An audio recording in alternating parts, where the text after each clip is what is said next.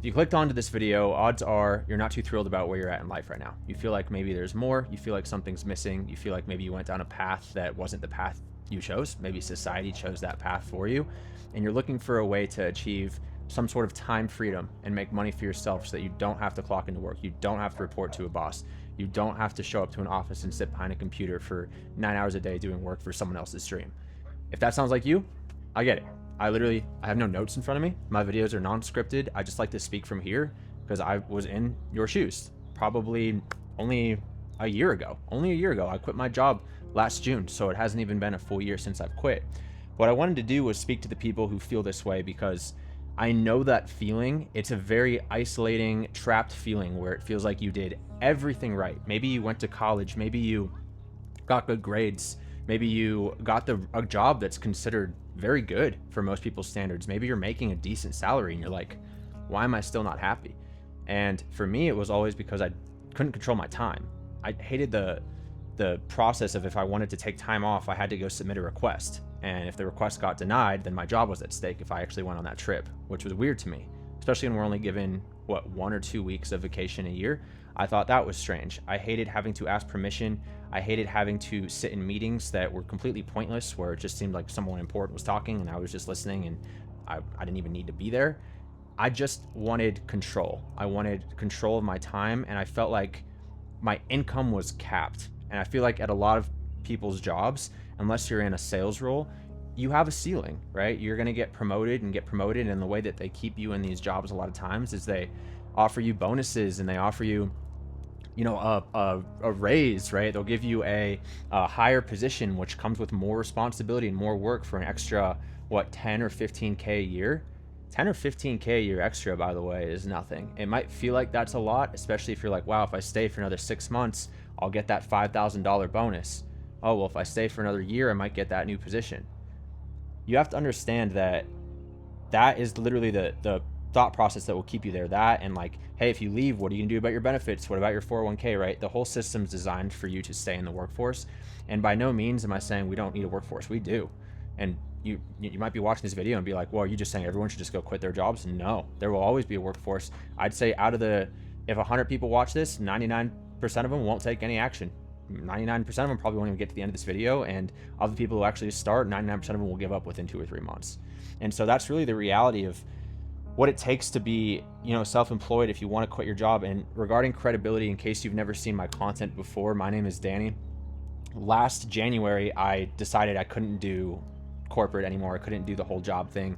I felt like I was going crazy. I would complain about it all the time. I was trying to make it in the music industry on the side, but I wasn't making any money trying to pursue my passion. And I quickly became unpassionate about music after 4 or 5 years of trying to pursue it in the band. And after 4 or 5 years in corporate, I just felt like, I was like, is this it?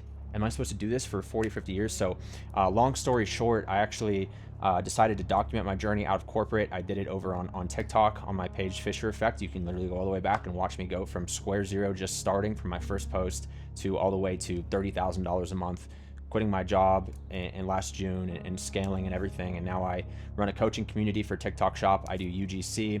I'm a TikTok Shop affiliate. I still do that still. And I built a software that helps TikTok Shop affiliates scale to 3 to 5K a month. So, I mean, I've come a long ways in a year, which is crazy to look back and even talk about that. But I still know the feeling of what it feels like to be behind your desk and just sitting there and wondering, is this it? I would literally sit a lot of times on my computer because the average day is 8 or 9 hours, right? And a lot of times we don't have 8 or 9 hours of work to do, at least for most of my jobs. I got good at getting the job done pretty fast. And so I'd spend an hour of my time just looking on like Google Maps and Zillow, and I'd scroll and I'd see all these people living cool lives. And I was like, dude, when's it gonna be my turn? Am I gonna have to wait 40 or 50 years? How much money do I have to be making per year to be happy? And then I quickly found out there's not a number that's going to make me happy unless I had my time and freedom. And that's when I really went down the e-commerce road. I tried drop shipping. I tried high ticket sales. I tried selling a piano course to try and monetize my passion. Obviously tried it in the band. I tried selling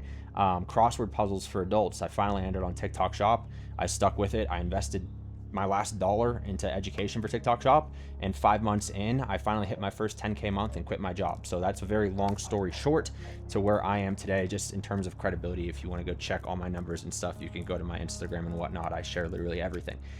What I really want to talk about, though, is what it's going to take for you to get out of your job. If you're watching this, you're probably where I was about a year and a half ago, and I was at Square Zero. I hadn't made a single dollar online. Making money felt literally freaking impossible.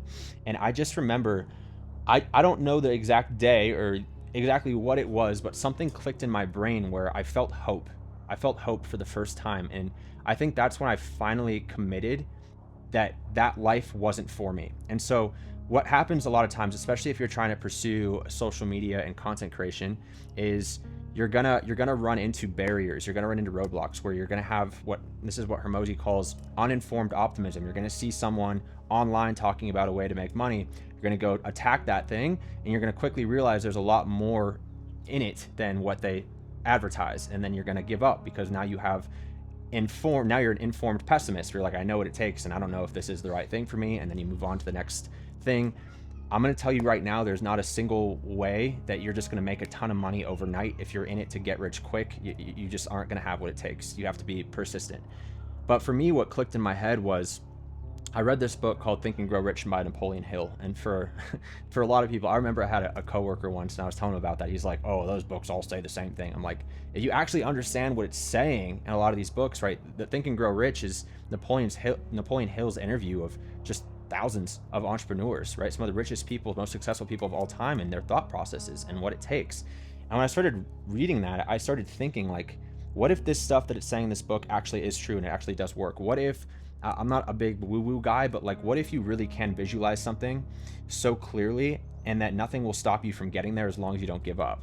I was like, oh, I'm capable of that. And then I started studying other people who were making this money, and I realized these people are no different than me. They're no different than me. And I always felt like I was a pretty intelligent person. And I was just like, I'm a hard worker, but I'm working hard on the wrong things. I need to work hard on something that's going to move me forward. And so then I started looking for opportunities, and that's when I finally came across TikTok Shop. And that's, I think, a big part of it is you have to be looking for opportunities. And when you find them, you got to be able to commit.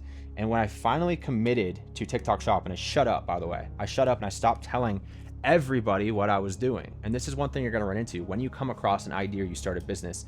You're going to want to tell your friends, your family, maybe your coworkers what you're doing, and be wary of that, because if you tell the wrong people, it could be your friends, it could be your family, but if you tell the wrong people and they show any signs of like pessimism, or they show they say like, oh, I don't know about that, that sounds risky, or oh, that's stupid, or I know someone who tried that and it didn't work, or hey, be careful, that looks like a scam. You'll let them talk you out of something that could change your life. And so my advice would be, just shut up and do the work and show your results. You don't need to tell people what you're doing. You don't need to tell people everything about your entire life. You just got to show up and do it. The other thing I would say is, if you're going to do this and you're kind of at that stage, start documenting yourself learning a skill. Documenting myself going from zero to my first $100 day to my first $10,000 day and quitting my job and whatnot. That was the best thing I ever did, because it establishes a lot of credibility, number one, and two, it'll hold you accountable. So if you're at Square Zero, the best thing you can do is pick a skill and start learning it. All right. But what I want you to do is mentally just accept the fact that that life that you have going for you right now, it does not have to be your life, and that you can change. And what everyone in freaking America, it seems like, considers normal is not normal. It doesn't have to be your normal. Everyone around you, right? It's, I don't know the psychology behind this, but you've heard the saying that you're the average of the people you hang around, right? And if everyone you're hanging around is making $70,000 to $100,000 a year and working in a corporate job, or working a job they're not crazy about, that to you is going to feel normal. And when you talk about anything other than the normal, you might be looked upon as crazy. You might feel crazy. Let that go. Okay. You're not crazy for wanting more out of your life. And you have to understand, a lot of times, you're going to have to, it's a little isolating, right? Because you're going to be working really hard on that thing on the side of your job, and you might not be getting paid for a few months. I mean, I pursued online business for like 7 months before I even saw like a freaking dollar. All right. And so and I lost a lot of money too, right? Especially when I was doing drop shipping and Amazon and building this, like the piano course and all that. Like, I lost a lot of money, And I didn't let that stop me. I just kept going. And right. And so that's when we come back and say, like, it all comes down to, like, how badly do you want it? I talk about fear a lot, and I say that a lot of people, they let fear hold them back from trying, but you have to be more scared of what happens if you don't try. Like, the fear of what happens if you don't stay with the thing, and like that should be way scarier. Because to me, what scared me the most was, if I don't make this work, I'm gonna waste another year working for someone else's dream, and that bothered me. And if I don't make this work and I give up, I'm guaranteeing myself a future that I don't want. That is scary, way scarier than trying and failing. And once I thought about that, I let go about what everyone else thought about me. All right, how do you let go of what other people think about you? It's not really possible, because we're literally biologically engineered to care about what people around us think. Okay, that's why it's so hard to let go. And so the trick to that is limit the people that you care about their opinions. You shouldn't take feedback and advice from people that you wouldn't really trade lives with. Meaning, the only opinions I cared about were from people who I wanted to be like and be more like. And so if you're in that position where you just kind of feel hopeless, like I said, it can feel isolating when you're pursuing something. I encourage you to get into communities and circles. I don't care if you have to pay for a community or a coach or whatnot, just so you're not alone in the journey. That was one of the best things I did, was start investing in myself and joining communities and being around like-minded individuals. Like, that changed my freaking life, because I didn't feel as crazy. I was like, okay, I know other people that are working on this. I know them. They're normal people. They're making a lot of money, which means if they can do it, I can do it. And I just felt more secure in the fact that I can go out and attack this. Okay. Another thing I want to talk about is that I touched on this earlier, that period where you're working very hard and not getting results. It's totally normal. And every single person who's trying to do this is going to run into this. It usually comes in like the month 2, month 3 window, where you're working very hard and you're showing up every day. If you're consistent and you're not seeing the results, you got to power through that. You got to understand the results are coming, and a lot of times they might be delayed.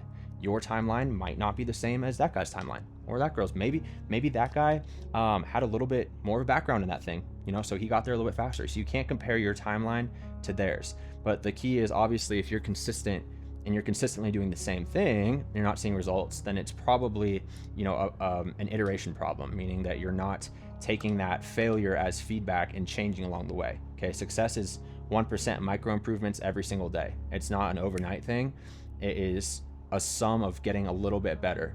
Like, those 1% improvements, especially when it comes to content reviewing. If you have a video that maybe you have 20 videos you post and they all flop, a lot of people will blame that on the algorithm. They're like, oh, the algorithm hates me, or TikTok's shadow banning me, or whatever. No.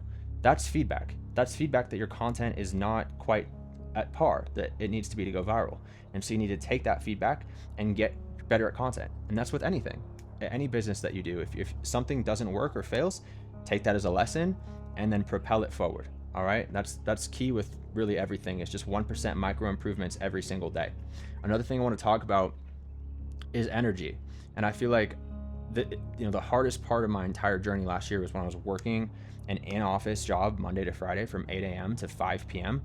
And I'd go to the gym. I'd come home and it'd be like 7 p.m. I'd eat dinner. It'd already be like almost 7:30, 8 o'clock. How do you even have any energy left to work on your stuff? That's hard. That's really hard. And I'm not going to lie to you. There's a lot of caffeine and a lot of nights where I only slept maybe 5 or 6 hours. But man, I'll tell you what, when I committed to actually quitting that job and I committed to making this work, and I could see that light at the end of the tunnel, living off not a lot of sleep was a little bit easier, because I just knew that it was going to work. It was going to pay off. Those sleepless nights were going to pay off. Conserving, you have to conserve that energy from your job too. This is another thing. I don't know if you've heard the term quiet quitting. Quiet quitting, I think, people don't explain it very well. It doesn't mean just like quitting your job. It basically just means you're committed to not staying at your job, meaning you're going to be doing maybe like 70% effort, okay, where you're just giving the bare minimum effort. You're not looking to do the above and beyond. You're not looking to get promotions. You're not taking on the extra projects. You're getting out of as many meetings as you can, and you're conserving as much energy for the stuff that actually matters when you get off. All right. And I think that's totally acceptable. If you get hired to do a job, do that job that you were hired for. Don't just like completely just slack off and get fired. That's stupid. No. Take what you have to do, find an efficient and effective way to get it done, pass off anything that you don't have to do, and stop trying to be an overachiever. That's what quiet quitting is. That way, like, you can use your lunch hours productively. If you can get out of a couple meetings, maybe you can listen to some podcasts or some sales videos or marketing videos. That's what I used to do when I was working full time. I would just have an AirPod in. I'd just be listening to someone talk about marketing or sales during like some downtime at my job. By no means did I just stop working. I didn't want to get fired, so I did what I had to do, but that's all. Bare minimum, I did what I had to do, and that's all. I went home. That's why I probably never got promoted, but I'd go home, and right when I got home, I started work, which means I wasn't cooking dinner. I wasn't, I was eating out every single day because I knew how important that time was. So I'd go to Chipotle or Qdoba. I'd get like a quick burrito, a quick bowl. A lot of times, during that period, by the way, I'm an avid gym goer. I love going 5 or 6 days a week. You can ask anyone. It's just a part of my routine. For like a 2-month period, I had to kind of give up the gym because that 2-hour block, I really needed it to work on my business. And so your 5 to 9s, 5 to 11s become increasingly more important. And if you have kids, if you have a family, you have, other responsibilities, it's hard. I'm not going to sugarcoat it. It's tough, right? But how bad do you want it? That's what it comes down to. Hard is not an excuse not to win. If you want something bad enough, you're going to find a way. You're going to find a way. You're going to show up on those weeknights, and you're going to show up on the weekends. And yes, you do have to use your weekdays. Yes, you do have to use your weekends. Every single day counts. Every single minute counts. And this is another thing I want you to do, and what I'll leave you with. If you are serious about this, pull out a piece of paper, pull out a calendar, and I want you to put the desired date to quit your job and put how much you have to make on the side of your job before you quit. And stare at that number and just visualize that. Like, is it possible for me to make this amount of money by myself? And if you don't think it is, I offer a lot of content on my short form, on my Instagram, on my TikTok, on my YouTube about how to do this. I will teach you how to do TikTok Shop, about how to do UGC. But you have to apply the information. If you don't want to do what I did, that's totally fine. I'm not saying you have to, but the information's out there, okay? And once you pick something, don't be afraid to just go all in and dive in and commit yourself to it and give yourself time for you to actually see the wins. The other thing I want you to do is print out a contract that says, I'm committed to making X amount of money by X date, and I'm committed to quitting my job by X date. Sign it, put it on your fridge. I want you to see that shit every single day. I want you to look at that and stare at that. All right, I promise you, if that sounds scary to you, then you have a commitment issue. That means that you're scared to commit to whatever it is that you're doing. And you got to stop letting fear control you. Because I promise you one thing, if you let fear control you, you can probably see your future. You can probably see what your future looks like. Are you happy with that future? If not, then what's the risk, man? We're all going to die someday. Take a chance. Commit to something. Treat it seriously. Work hard until it works. My mentality has always been do it or die trying. Anyways, my name's Danny. If you want more information about what I do, this is not a video about my exact work. If you want that, I have a lot of other content. I'll link a video down below about what I do for work. And if you want coaching on TikTok Shop and UGC, I can help you out there. If not, thank you for watching. Like, subscribe, comment what you want to see more of. Appreciate it.